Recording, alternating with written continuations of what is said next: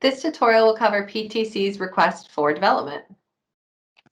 So if you'll bear with me, I'm going to take you through a new process that we have. If you're starting on PTC's portal page, which you can get to by going from the home page to selecting Training and Education, and then going down to select the Performance Technology Center, that should get you to this page here. Now, if you have a request for analysis, that process has stayed the same. You will select this button here, and it will take you to a request for assistance specifically towards analysis. But our new process is if you have a request for publication, or in this case, a request for development, you'll select this button here, and that will take you to our Microsoft form that has multiple options for you. Now, if you have a request for development, sometimes it can be confusing if that is development or request for publication. Just remember, if you want PTC to dedicate resources to change something, create something, then you're asking us to develop. So I'm going to walk you through this request. So first, it's going to ask you what you need help with. I had a previous video that outlined the request for publication, meaning you had a final product that was ready for an LMS. But this video is going to be discussing a request for ADL development. An example would be I need to edit an existing course. I want to create new course materials. I want to edit a new performance support tool like EPS, a job aid, etc. Or you want to create a new performance support tool.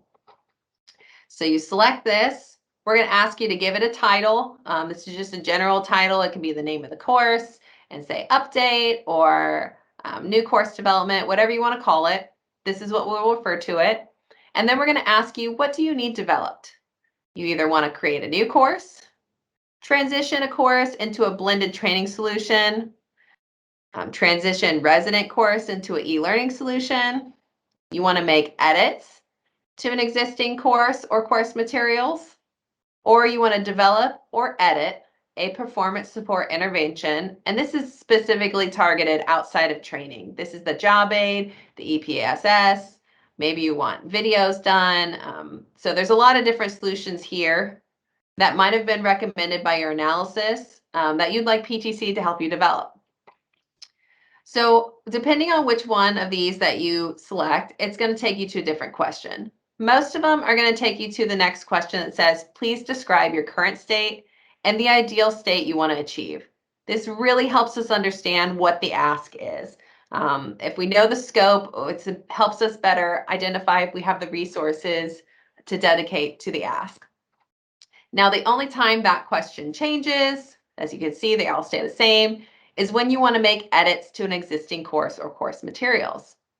We're going to try to help dig down to what the scope of your request is. So we want you to check all that apply. So what is the scope of the edits you're requesting? So I need to edit text due to a typo or update a graphic. You can select that. Let's say your update of a typo or changing text will impact audio. If your course has audio, you want to select that. Perhaps your objectives are actually being updated due to this change or edit. That's important to let us know. Let's say for this example, the objectives stay the same. Policy has changed and the course content needs to be updated. So there's a possibility that policy has changed, but the objectives have not been changed. So that this would just be an example of one thing. Or we can say that the e-learning course, let's say this is specifically talking about a spell, is not functioning properly. Perhaps a quiz is not saving, or if you hit the next button, it's taking you back to the main menu. But if something functionally is not working well, that's what this button is. And to know that we can't possibly give you all the scenarios that you might encounter, we give you this box for other. But this helps get you into the mindset of explaining the edits. And then once you select all that apply, we'll give you a free forum to explain the ideal state you want to achieve. Project office name, we want to know who's responsible for the course or the intervention that you're asking us to edit or create, and if there's a program manager's name. Next, we want to know the project champion's name. This would be a 06 or equivalent. The 06 within the program that knows about and supports the request.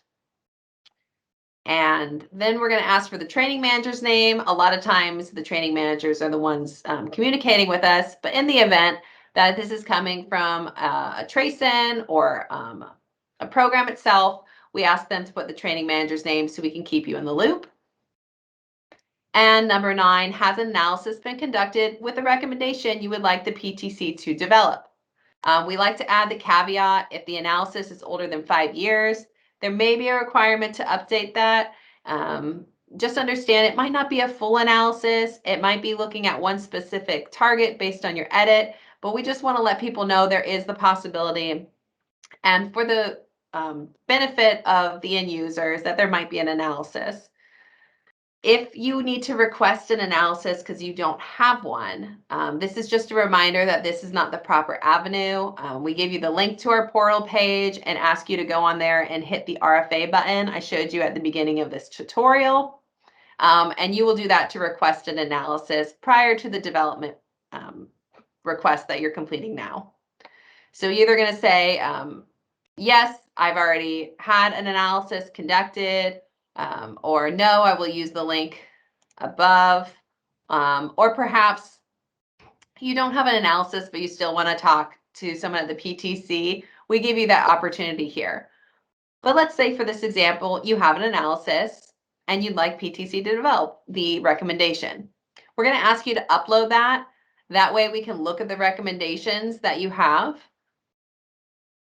before we talk to you. And then our last question is, does the program have a designated performance systems branch? That's a PSB. A lot of times these are all attached to the trace-ins. So it might take a little bit to think about the program to see if they have any associated schools that might address this topic. Really, this doesn't change the submission of the form, but it lets us know that we might need to have an additional conversation with a PSB to make sure we're the right home for the development request. And then you submit the form and we'll reach out to you when we have all that information. So if you have any questions, my name is Lieutenant Commander Christy Smith.